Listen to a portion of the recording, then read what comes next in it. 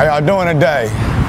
As you know, this is another episode of We Love Long Beach, right? One of the greatest cities that we can find in the state of California. My name is Micheaux, Fortson, like for show, Micheaux. I'm originally from New Orleans, Louisiana, although I was born in Long Beach, but I spent most of my childhood in Louisiana, in New Orleans, in the 9th Ward, off of Pauline and Galvez. You know, I moved to California in about 1987, and for me, it was a volatile time. It was like a time where being a kid was almost dangerous. I mean, I moved here, and I never forget the first day. My father and I, after a long road trip, stopped at my aunt's house. She wasn't there because it was the wrong house. Might have been the wrong city, I don't know. But I learned quick that you have to really be into yourself and know yourself, even at the early age of 10. I had to know who I was, and unfortunately for me, I didn't know what that meant. So, you know, I went through some ups and downs as a child, you know, delinquency, truancy, you name it. I was lost like most kids. Eventually that translated into gang activity and crime and other ailments that befall our community. But in those trials, I was able to learn that experience is job one. You'll learn from your experience if you pay attention.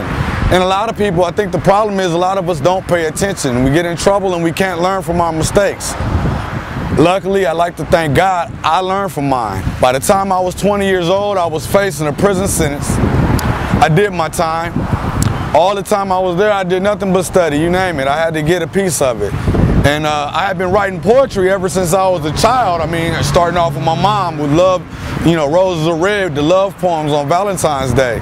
And eventually, in my darkest times, it culminated into my greatest works and achievements. I write almost on a daily basis, and I think that's what keeps me sane.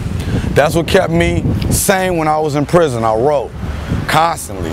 So much that by the time I came home, I had a plan. You know, I had dreams and aspirations.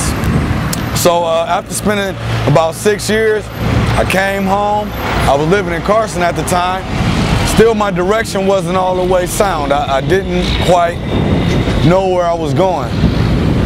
I would like to say that I became a father, though. And I have two beautiful twins, Nadia, my daughter, and Ajay, my son. And that was like the greatest thing that happened for me, because I was able to understand that besides having an idea, besides having a dream, you also need responsibility. And it was through that responsibility that I was able to find direction in my life. So let's jump a couple years, because I went through a little rocky marriage and I landed on another time of trouble. I ended up being reincarcerated. I fell into the recidivism. You know, I spent about 14 months on a possession case, and that was a wake-up call, because I had spent 5 years free, and that was a wake-up call to let me know, like, hey, you don't got it all, you know. And so I found myself coming home to not knowing where home was. Well, lucky for me, there was this beautiful college, Long Beach City, and I moved to Long Beach. I live across the street, basically. It's beautiful park, King Park. It's beautiful school, Long Beach City College. My beautiful woman, Eliza. And since I moved to Long Beach, I've been on the Dean's List 3 times. Wonderful staff, wonderful students.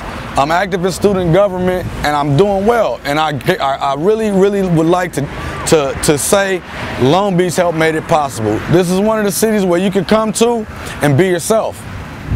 You can be yourself, and I mean that self that's deep within. I'm not talking about what people become as a result of decisions. I'm talking about that self that comes from your mother, who loves your mother unconditionally, your father unconditionally, that little boy and little girl that exists inside of us.